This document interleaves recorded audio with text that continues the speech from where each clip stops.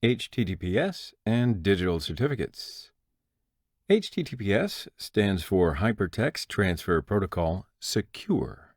So it enables encrypted communication and secure connections between a web browser and a web server.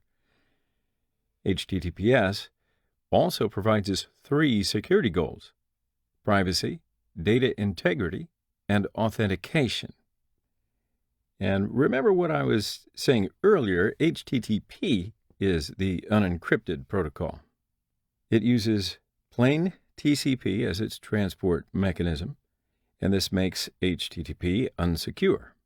But HTTPS takes the essential HTTP and adds a TLS layer over it.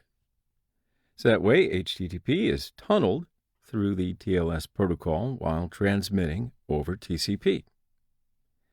So servers and clients are going to speak exactly the same HTTP to each other, but the associated requests and responses are going to be encrypted while transmitting, right?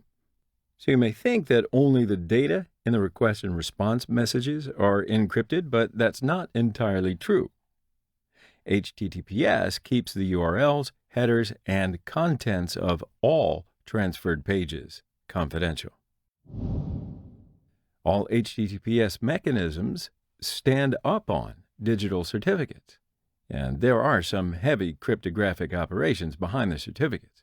And of course, by applying these cryptographic operations, HTTPS accomplishes its goal, which is privacy, integrity, and authentication. So now let's have a look at how HTTPS is implemented. So taking a general view, there are basically three parties when we talk about certificates: a web browser, a web application, and a certificate authority. So these parties work together to achieve trust when you perform some action on the web. Now, to better understand how certificates create this trust, it's vital to understand a couple of cryptography topics, we'll say, such as public and private keys and digital signatures.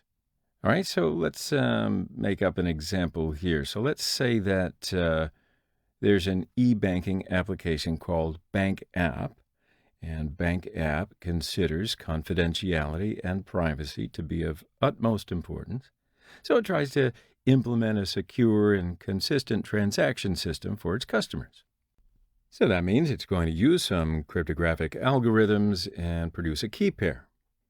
Now, there are some algorithms that you can use to generate these keys, but that particular topic is beyond the content of this course. Okay, so let's continue with the Bank App. Bank App, let's say it delivers the key called public key to its users to encrypt any data that they want to send to the Bank App server. And then Bank App uses the other key called private key to decrypt these incoming data. All right, so basically, Bank App has two keys, one for encryption, one for decryption. Also, a private key can be used to sign any data digitally. The only way to verify the signed data is to use the public key of this pair.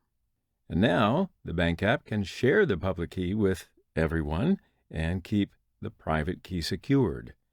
So if customers have Bank App's public key, then they can encrypt any data that they want to send to the Bank App server. But here's where web browsers and Bank App, well, they still have a problem, because it's not scalable for a browser to hold public keys, because there are billions of web applications out there. And how can a browser trust the Bank App when it connects to get Bank App's public key for the first time anyway? Right, so at that point, Bank App goes to a certificate authority, and this third party plays its role. CA also has a pair, certificate authority, and after it verifies Bank App is really Bank App, then it signs the public key of Bank App with its private key, and that is Bank App certificate. Now, when a web browser sends an HTTPS request to the Bank App server, it immediately responds to this request by sending Bank App certificate. Then the web browser verifies the digital signature of the CA on this certificate using the CA's public key. Okay, so now you might be thinking, how does a browser get the CA's public key? Well, that, my friends, is another problem. But the public key of CAs are directly shipped in operating systems and sometimes in browsers. So if you look at the Trusted Root Certificate Authority store on your computers, you're going to see these public keys. And here's one more thing to keep in mind. It's not scalable to encrypt and decrypt each request and response with public and private keys. So to solve this issue, the browser generates a session key after verifying the certificate of BankApp, and it encrypts it with BankApp's public key and then sends it to the BankApp server. Then BankApp decrypts this request and holds the session key. Then both the BankApp and the browser use this session key for further communication. So, believe me, the cryptographic background of these technologies and the implementation of the algorithms have many, many aspects. So here we see it applied to cryptography, and I'm going to try to simplify it because we're going to be dealing with some of these vulnerabilities in later sessions. So you don't necessarily have to be a cryptologist, but stay with me and we'll get through.